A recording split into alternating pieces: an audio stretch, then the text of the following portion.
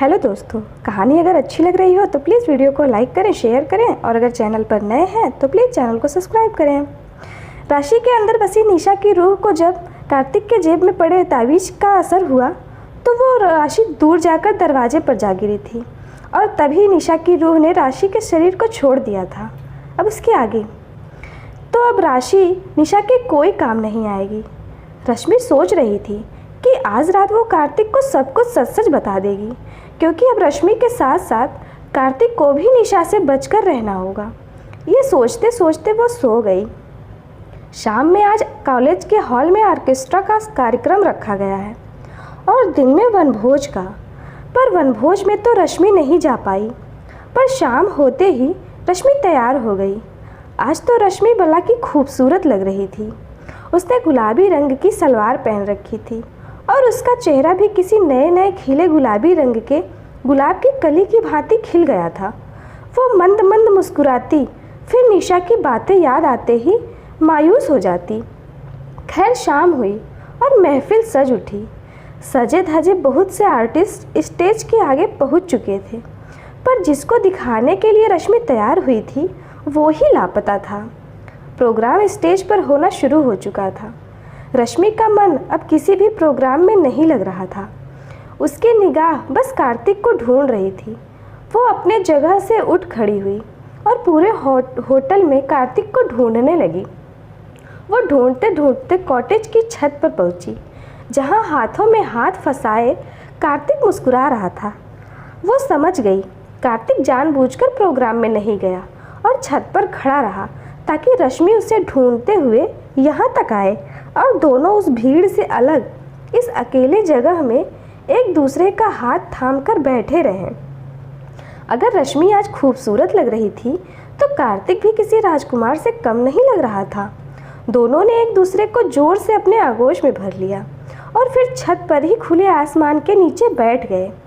आज रश्मि कार्तिक को सब कुछ बताने वाली थी, एक एक किस्सा जो उसके जीवन में घटा और घट रहा है। पर अभी तो कुछ पल दोनों अपना अपना प्यार और दिल का हाल जता रहे थे।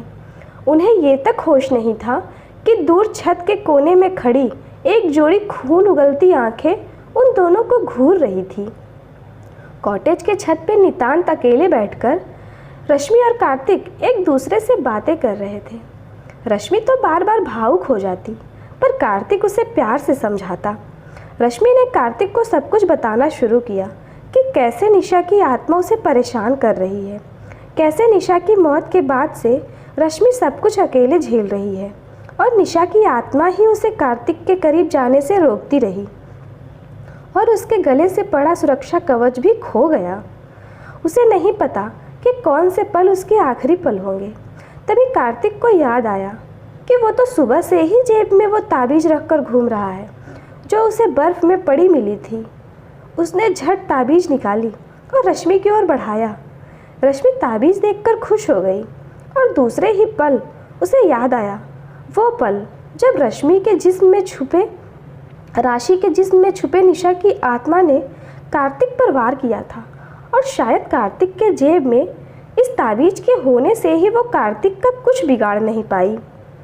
अब अगर ये ताबीज़ रश्मि अभी ले ले तो शायद कार्तिक को मारना निशा के लिए आसान हो जाएगा। कुछ सोचकर उसने बड़ी चालाकी से कहा, ये मेरी ताबीज़ नहीं है, मेरा धागा तो लाल रंग का था, काला नहीं। पर यह भगवान की चीज़ है, तुम्हें मिली है ना, तुम पहन लो। कार्तिक को भरोसा था अपनी रश्मि पर। उसने वो ताबीज़ पहन ली। पर अगर आज वो रश्मि पर भरोसा नहीं करता तो शायद अपने प्यार को खोता नहीं। कॉटेज के नीचे की भीड़ अब छट रही थी क्योंकि प्रोग्राम खत्म हो चुका था। लोग वापस अपने अपने कमरे में जाने लगे। इधर सुरभि, जो कि रश्मि और राशि के साथ एक ही रूम में थी, बहुत देर तक रश्मि के न मिल पाने के कारण उसे ढूंढने लगी और ढूंढते ढूंढते वो टेरेस की ओर आने लगी, जहां कार्तिक और रश्मि हाथों में हाथ डाले इस बात से परेशान थे कि निशा की रूह को कैसे मुक्त किया जाए। सोचिए दोस्ती भी क्या चीज़ होती है। एक मरकर भी अपने दोस्त को अपने पास देखना चाहती है और दूसरी तरफ रश्मि, जिसके जान के पीछे हाथ धोकर पड़ी निशा की रूह से भी वो नफरत नहीं कर पा रही है। वो बस चाहती है कि निशा की रूह चैन से उस जहां में रहे जहां मरने के बाद सभी चले जाते हैं और फिर से इंसान बनकर जन्म लेते हैं। खैर जल्दी जल्दी सीढ़ियां चढ़ रही सुरभि टेरेस पर पहुंची और उसी वक्त एक खौफनाक चीख पूरे टेरेस एरिया में गूंज उठी। ये चीख सुरभि की थी। अचानक हुए इस चीखने की आवाज़ से रश्मि और कार्तिक घबरा गए और दौड़कर सीढ़ियों के पास पहुँचे तो देखा सुरभि वहाँ अपने सर को घुटने में छिपाए बैठी थी और थर थर काँप रही थी। रश्मि ने डरते डरते उसके कंधे को छुआ तो फिर से सुरभि पागलों की तरह चिल्लाने लगी, पर रश्मि ने जल्दी से उसे अपनी बाहों में भींच लिया और उसे समझाने लगी कि सब ठीक है। रश्मि के साथ होने का सुरक्षित एहसास पाते ही सुरभि संभली और बोलने लगी, रश्मि कोई थी यहाँ, मैंने देखा। आखिरी सीढ़ी खत्म होते ही मेरी नज़र उस पर पड़ी। वो कोई लड़की थी। उसका रंग सांवला था और उसकी आंखें बिल्कुल सफ़ेद थी, एक भी पुतलियाँ तक नहीं थी। उसकी आंखों से खून टपक रहा था और चेहरा बहुत दुखी था। वो कौन थी रश्मि, जो मेरे चीखने के साथ ही हवा में गायब हो गई? तभी कार्तिक ने गहरी सांस लेकर बोला, वो निशा की रूह थी। सुरभि कुछ समझ नहीं पाई क्योंकि वो निशा को नहीं पहचानती थी। वो और रश्मि कॉलेज में ही तो मिले थे और निशा तो रश्मि के साथ स्कूल में थी। खैर रश्मि उसे लेकर अपने कमरे में आ गई और कार्तिक भी अपने कमरे में चला गया। सुरभि के सवालों का जवाब रश्मि ने आधा अधूरा ही दिया, जैसे निशा उसकी बचपन की सहेली थी और एक दर्दनाक दुर्घटना में उसकी मौत हो गई, तब से वो रश्मि के आसपास ही रहती है। उसने कहा, डरना मत सुरभि, वो किसी को कुछ नहीं करती। ऐसा कहकर रश्मि सुरभि के मन से डर को कम करना चाहती थी, पर वो नहीं जानती थी कि सुरभि को आधी अधूरी जानकारी देकर वो निशा के काम को और आसान बना रही है। खैर डिनर के बाद सब सोने आ गए। ठंड की खूबसूरत रात थी। सब अपने अपने कंबल में दुबके थे। ज़्यादातर लोग तो सुबह की यात्रा को लेकर ही खुश थे, पर कुछ लोग थे जो अलग ही बेचैनी में थे। रश्मि सोच रही थी कि भगवान जो करते हैं अच्छा ही करते हैं। उसने कार्तिक के गले में ताबीज़ डालकर बहुत अच्छा किया। अब उसे कार्तिक की चिंता नहीं होगी। उसे अपनी जान की परवाह नहीं थी, पर वो भी चाहती थी कि निशा की आत्मा जल्द से जल्द इस दुनिया को छोड़कर चली जाए। उधर कार्तिक सोच रहा था, रश्मि की बातों में सच्चाई तो है। इसका सबूत वो सुरभि के डर को देखकर ही समझ चुका था। वो इस मुसीबत से कैसे बचाएगा रश्मि को। उधर सुरभि सोच रही थी कि क्या सच में उसने जिसे देखा वो एक आत्मा ही थी। वो क्यों रो रही थी? क्या रश्मि ने उससे जो भी बताया वो सब सच था? खैर यही सब सोचते सोचते तीनों सो गए। रश्मि और सुरभि एक ही कमरे में थे। तभी अचानक सुरभि को अंधेरे में ही किसी के उसके पास खड़े होने का आभास हुआ। वो झट से उठ बैठी और गौर से देखने पर उसे दो सफ़ेद आंखें दिखाई पड़ी। वही आंखें जिसे उसने कॉटेज के टेरेस पर देखा था। अभी भी ये आंखें रो रही थी। सुरभि के मन के भीतर उन आंखों के लिए स्नेह उमड़ रहा था और थोड़ी ही देर बाद न जाने कौन से नशे में मंत्रमुग्ध होकर सुरभि उन आंखों के पीछे पीछे जाने लगी। वो धीरे धीरे दोबारा सीढ़ियाँ चढ़ने लगी और फिर वो टेरेस पर पहुंच गई। अब निशा की रूह रो रही थी और सुरभि का दिल उसके लिए दुख रहा था। जाहिर सी बात है ये सब निशा की चाल थी। वो चाहती थी कि वो झूठी कहानी सुनाकर किसी तरह सुरभि को अपने जाल में फंसा ले और सुरभि हर वो काम करे जो निशा की आत्मा चाहती है, क्योंकि कार्तिक के गले में पड़ा ताबीज उसे रोकता है कार्तिक को जान से मार देने से। खैर निशा जो चाहती थी वो ही हुआ। भोली भाली सुरभि निशा के जाल में फंस गई। वो नीचे कमरे में आकर रश्मि के बगल में ही सो गई, पर उसके मन में था कुछ ऐसा जो अगर पूरा हो जाए तो रश्मि की ज़िंदगी तबाह हो जाएगी और कार्तिक खत्म। और उसके मन में क्या चल रहा था, वो क्या करने वाली थी, ये सब तो दूसरे दिन ही पता चलेगा। शिमला का चौथा दिन। छोटे शहर से आए इस छोटे से कॉलेज के चंद लड़के लड़कियों के लिए ये एक बहुत ख़ास दिन था। आज पूरा ग्रुप ट्रैकिंग के लिए जा रहा था।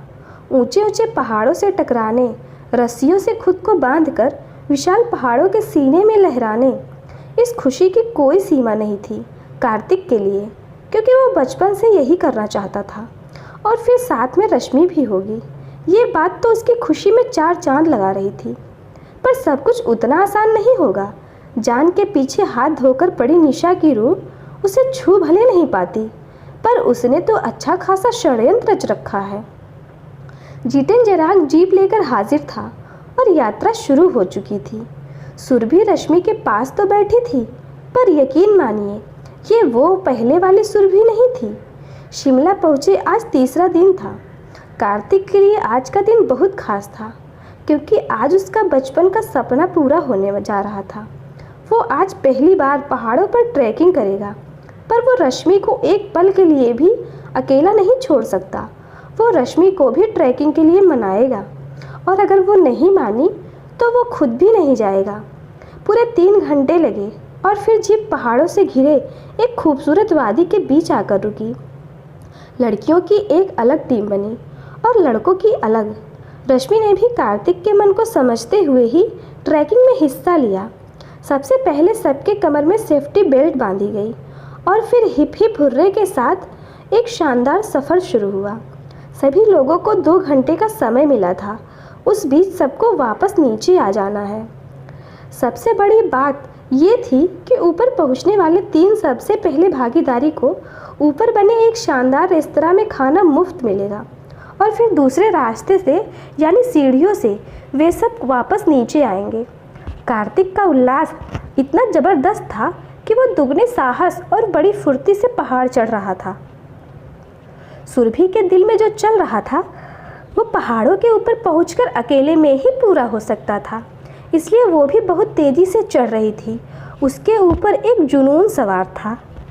वो रश्मि को भी बार बार तेज़ी से चढ़ने को कहती, पर नाजुक जान रश्मि कठोर पर्वतों से डरती थी। पर उसे ऊपर पहुंचकर कार्तिक के चेहरे की खुशी भी तो देखनी थी। कुछ इस तरह तीनों अपने अपने मन में खुशी, प्यार और सोचा समझा खेल लिए बारी बारी से ऊपर पहुँचे। रश्मि का तो बुरा हाल था, उसकी सांसें भी चढ़ने लगी थी। पहले नंबर पे कार्तिक, दूसरे नंबर में सुरभि और तीसरे नंबर पे रश्मि एक साथ ऊपर चढ़े। ऊपर पहुंचकर कार्तिक खुशी से चिल्लाने लगा, और उसकी खुशी देखकर रश्मि की उखड़ी सांसें भी वापस सही से चलने लगी। इधर सुरभि सब कुछ उसके ही हिसाब से चल रही चीज़ों से खुश हो रही थी। ऊपर पहुंचकर तीनों ने सबसे पहले एक दूसरे को गले लगाया और फिर लंच के लिए जाने लगे।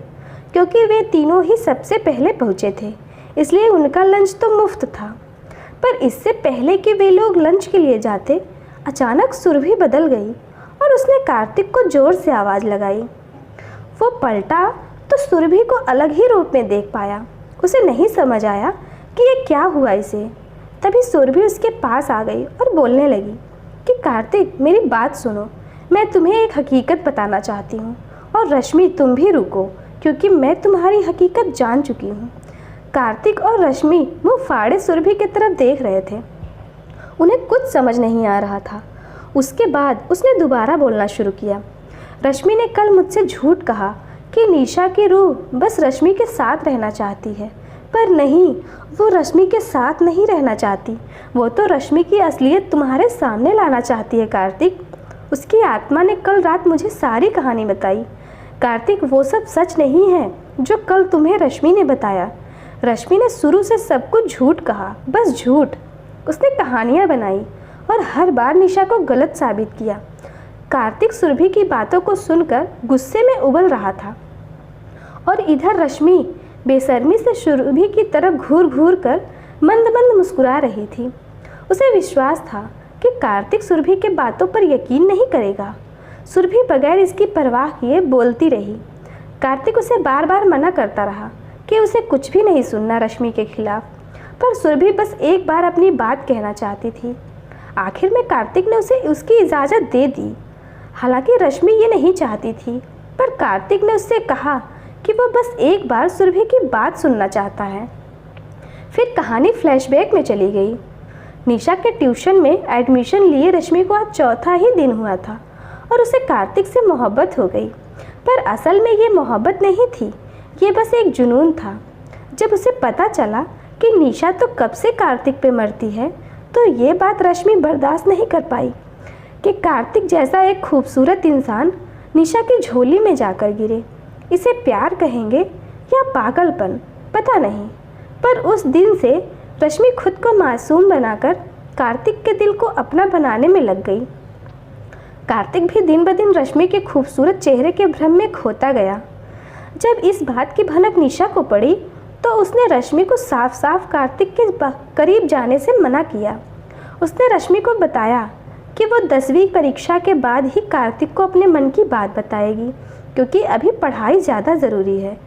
रश्मि ने उस वक्त तो निशा की बात मान ली, पर मन ही मन उसने एक शानदार खेल रचा। उसने देख लिया था कि पानी टंकी हाउस के अंदर हर रात कोई खेल चलता है। ये कोई मामूली खेल नहीं था। उसने लगातार कुछ दिनों तक वहां जाकर देखा कि यहाँ कुछ लड़के आते हैं और यूट्यूब पर डालने के लिए डरावने वीडियो बनाते हैं। इनमें से एक लड़का हूबहू कार्तिक से मिलता जुलता है। रश्मि ने उस लड़के को अपने खेल में मिला लिया और उससे कहा कि कल रात यहाँ एक लड़की आएगी। वो कहती है उसे डर नहीं लगता।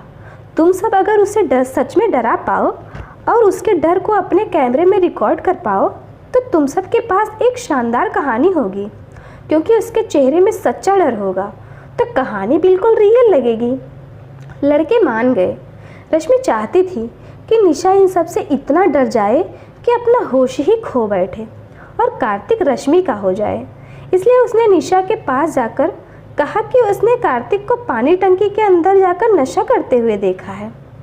निशा इस बात से बहुत आहत हुई और सच्चाई देखने के लिए रात के वक्त पानी टंकी के अंदर चली गई। वहाँ उन लड़कों ने उसे पकड़ लिया और इतना डराया कि सदमे में उसकी जान हो चली गई। उसकी कोई गलती नहीं थी। उसने तो बस सच्चे दिल से चाहा था कार्तिक को और दोस्ती पर यकीन किया था, पर रश्मि ने दोस्ती को शर्मसार कर दिया। रश्मि निशा की मौत की खबर से भी दुखी नहीं हुई। हाँ, पर पुलिस को सामने देख वो डर जरूर गई और इसलिए उसने पुलिस को भी कुछ नहीं बताया, क्योंकि अगर पुलिस को कुछ भी पता चलता तो रश्मि भी अपने ही फेंके जाल में फंस जाती। इसलिए तो वो चुप ही रही।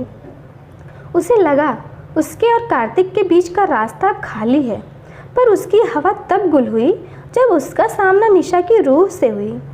निशा की रूह बार बार उसे कहती कि वो उसकी मौत का बदला ले और सच्चाई सबके सामने लाए, पर वो उसी दिन से झूठी कहानियाँ गढ़ने लगी। अपने घर वालों को उसने झूठ बताया कि निशा की रूह उसे मरने के बाद भी परेशान करती है, और फिर घर वाले उसके बातों में आ गए और निशा की रूह को मुक्त करने के लिए तरीके ढूंढने लगे। पर एक पवित्र रूह जब बदले पर आती है तो पूरी कायनात उसके साथ हो जाती है। इसलिए निशा को मुक्ति इस दुनिया का कोई भी तांत्रिक नहीं दिलवा सकता। निशा के मौत के अगले ही रात रश्मि पानी टंकी में उन लड़कों से मिलने गई और उन्हें दोबारा कभी इस जगह पर आने से मना कराई। उनके मजाक से एक लड़की मर गई, ये बात ही काफ़ी था उन लड़कों को डराने के लिए। जब रश्मि की माँ ने उसे पानी टंकी में किसी से बातें करते हुए सुना तो बड़ी चालाकी से उसने कहा कि वो निशा की रूह से बातें कर रही थी। रश्मि निशा के रूह से डरती ज़रूर थी, पर उससे बचने के लिए भी उसने बहुत से खेल खेले। जब भी निशा की आत्मा रश्मि से कहती कि वो उन लड़कों के बारे में सबको बताए और उन्हें सज़ा दिलवाए, तो रश्मि बेशर्म बनकर कहती कि वो पुलिस को बता देगी कि पानी टंकी में एक झुंड था जिसमें कार्तिक भी था और कार्तिक के वजह से ही निशा की मौत हुई। इस बात से निशा डर जाती। उसने कार्तिक से पूरे दिल से प्यार किया था। किसी भी चीज़ के लिए वो कार्तिक के जीवन को उथल पुथल नहीं कर सकती। पर अब निशा रश्मि की असलियत जान चुकी थी। वो जानती थी रश्मि अपने फ़ायदे के लिए किसी के साथ भी बुरा कर सकती है, कार्तिक के साथ भी। इसलिए तब से वो रश्मि को कार्तिक के करीब जाने से रोकती रही। पर जब से रश्मि के गले में वो ताबीज़ आया, निशा की आत्मा कुछ भी नहीं कर पा रही थी। राशि के जिस्म में घुसकर भी उसने जानबूझकर बस में कार्तिक पर हाथ उठाया, ताकि कार्तिक ही डरकर रश्मि से दूर रहने लगे, क्योंकि ताबीज की वजह से वो रश्मि को अब छू नहीं पा रही थी। फिर हालात भी कुछ ऐसे ही बने कि हर मोड़ पर रश्मि मासूम और निशा बुरी बनती रही। बर्फ में भी रश्मि खुद ही ठोकर खाकर गड्ढे में गिरी थी। ये गड्ढा जानबूझकर यहाँ के स्थानीय लोग जानवरों को फंसाने के लिए बनाते हैं। पहले ठोकर लगती है और फिर जानवर उस गड्ढे में जा गिरते हैं और बर्फ में दबकर उनकी मौत हो जाती है। अगली सुबह स्थानीय लोग आकर उस जानवर को घर ले जाते हैं और उसका मांस बनाते हैं। इसमें ज़्यादातर पोलर बियर होते हैं, जिनका मांस ही नहीं रोएदार चमड़ा भी बहुत काम का होता है। पहाड़ी इलाकों में आम जिंदगी बहुत महंगी होती है। यहाँ व्यवसाय के साधन कम होते हैं, इसलिए लोगों को जानवरों पर आश्रित होना पड़ता है। गलती से रश्मि ज़्यादा ऊपर जाने की वजह से उस गड्ढे में जा गिरी और ठोकर लगने की वजह से उसका ताबीज भी वहीं गिर गया। पर कार्तिक ने सही समय पर आकर रश्मि को बचा लिया और ताबीज अपने पास रख लिया। पर बड़ी चालाकी से उसने इस बात के लिए भी निशा की रूह को ही गुनहगार बताया। कल रात उसने कार्तिक से कहा कि निशा की रूह ने ही उसे गड्ढे में गिराया था, इसलिए उसने लेडी टीचर को भी सच नहीं बताया ताकि वो कार्तिक को बेवकूफ़ बना पाए। कल भी निशा की रूह जो राशि के अंदर थी वो कार्तिक को मारना नहीं चाहती थी, वो तो कार्तिक को सब कुछ बताना चाहती थी।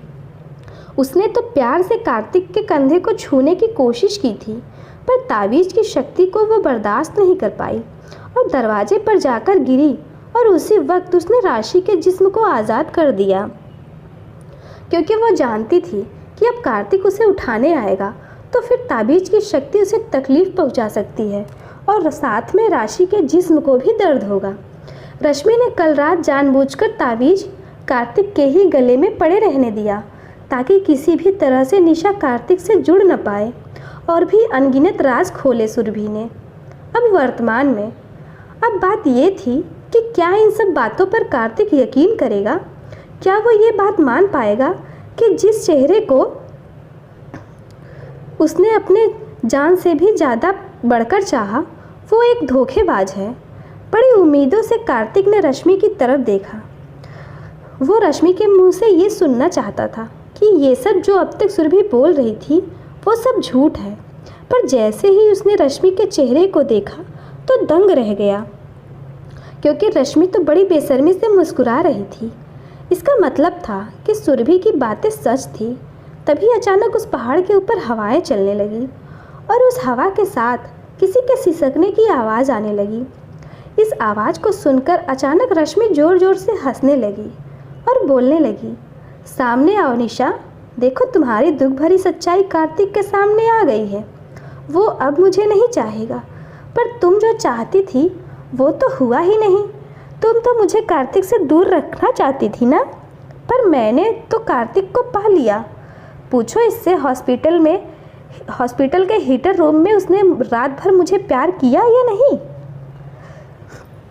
मैं तो बस इतना ही चाहती थी कि मैं किसी तरह बस एक बार कार्तिक को पा लूँ। अब तो वो वैसे भी मेरे काम का नहीं रहा। अच्छा किया सुरभि जो तुमने सारी सच्चाई से बता दी।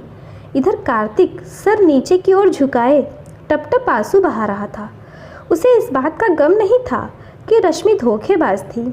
उसे इस बात का अफसोस था कि वो कैसे उसकी ओर प्यार से ताकती दोनों आँखों को पहचान नहीं पाया और इस रश्मि के बिछाए जाल में फंस गया। उसे याद आने लगे वो दिन जब रश्मि ट्यूशन में नहीं आई थी। तब निशा उसके लिए उसके पसंद के पेन लेकर आती थी और उसके सलवार के पॉकेट में भी हर दिन कार्तिक के पसंद की टॉफ़ी रहती थी। वो कार्तिक के बैठने वाली जगह की दरी को कभी मुड़ने तक नहीं देती थी। कार्तिक सोच रहा था वो कैसे इस खूबसूरत खूनी चेहरे के भ्रम में फंसकर सांवली सलोनी निशा के सौंदर्य को, उसके समर्पण को भूल गया। कितना बुरा है वो। एक वो निशा है जो मरने के बाद भी बेइंतहा मोहब्बत अदा कर रही है। तभी वो सिसकती सी आवाज़ कार्तिक के बिल्कुल पास आ गई और कार्तिक ने देखा सांवली सी निशा उसके सामने खड़ी थी। उसकी आंखें सच में सफ़ेद पड़ चुकी थी, पर उन आंखों में छुपे दर्द को कार्तिक महसूस कर पा रहा था। वो निशा की आत्मा के आगे घुटनों पर बैठकर उससे माफ़ी मांग रहा था और रो रहा था, पर इस बीच रश्मि बड़ी बेहयाई से हंसती रही। कार्तिक से अब ये बर्दाश्त नहीं हुआ। उसने जोर से एक थप्पड़ रश्मि के गालों में लगाया और उससे बोला कि अब तुम नहीं बचोगी। तुम्हारी सच्चाई अब सबके सामने आएगी। तुम्हें मैं सज़ा ज़रूर दिलवाऊंगा।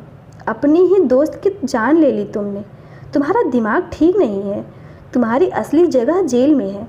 अच्छा हुआ ये सब सच मुझे अभी पता चला। अब तो तुम्हें कानून सज़ा देकर रहेगी। उस वक्त अगर ये सब बातें पता चलती तो शायद बालिग नहीं होने की वजह से तुम कानून से छूट भी जाती, पर अब नहीं। रश्मि पहले तो डरी, फिर आखिरी दांव फेंकने के लिए उसने कहा कि वो ऐसा होने ही नहीं देगी। उल्टा वो कार्तिक को झूठे बलात्कार के आरोप में फंसा देगी और इस सुरभि को तो वो अभी मार डालेगी।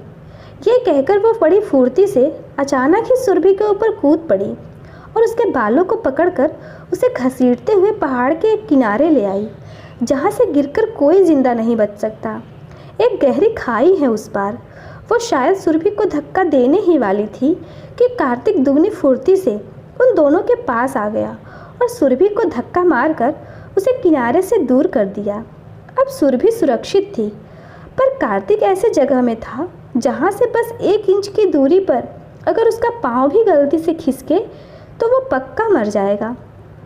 रश्मि ने भी इस मौके का फ़ायदा उठाया और कार्तिक को धक्का देने के लिए जैसे ही हाथ बढ़ाया, तभी एक अदृश्य शक्ति कार्तिक को खींचकर दूसरी ओर ले आई और रश्मि अपना बैलेंस खोकर सीधा खाई में जा गिरी। एक चीख पूरे वादियों में गूंज उठी। इधर कार्तिक के शरीर में तावीज होने के बावजूद निशा ने जब कार्तिक को छुआ तो उस आत्मा को भी एक भयंकर दर्द से गुजरना पड़ा, पर वो खुश थी। उसने अपने कार्तिक को बचा लिया। इधर कार्तिक सोच नहीं पाया था कि अपनी आंखों से वो इस तरह रश्मि की मौत देखेगा। उसे एक गहरा सदमा लगा। उसकी हालत पागलों जैसी हो गई, पर उसे समझ आ गया कि भगवान जो करते हैं अच्छे के लिए ही करते हैं। शायद यही दर्दनाक मौत रश्मि डिज़र्व करती थी। सुरभि ने खुद को संभाला और कार्तिक को दूसरे रास्ते से पहाड़ के नीचे ले आई। वादी में अभी अभी हुई एक दर्दनाक मौत की खबर फैल चुकी थी। सबको लग रहा था कि ट्रैकिंग के बाद शायद रश्मि खुद को संभाल नहीं पाई और पहाड़ के किनारे पहुंचकर फिसलकर उसने अपनी जान गंवा दी। अगले ही दिन शिमला घूमने गया कॉलेज ग्रुप वापसी में लौट आया। बस में एक इंसान कम था और एक जिंदा लाश बनकर लौट रहा था। कार्तिक दुखी था, पर वो जानता था कि उसे क्या करना है। सबसे पहले वो रश्मि और निशा के घर वालों को जाकर पूरी सच्चाई बताएगा। इसके बाद एक पूजा कर वो निशा की रूह को मुक्ति दिलवाएगा और फिर वो उस लड़कों के झुंड को भी सज़ा दिलवाएगा जो मात्र यूट्यूब में अपने व्यूज़ और लाइक्स बढ़ाने के लिए किसी के जान के साथ भी खेल जाते हैं। उसके बाद आगे मन लगाकर पढ़ाई कर वो एक बेहतरीन डॉक्टर बनेगा, क्योंकि उसे याद है निशा ने एक बार कहा था कि वो चाहती है कि कार्तिक इस शहर का सबसे अच्छा डॉक्टर बने। उस दिन तो उसने इस बात को मजाक ही समझा था, पर अब ये बात ही कार्तिक के जीवन का मकसद बन गया। कहानी समाप्त। धन्यवाद।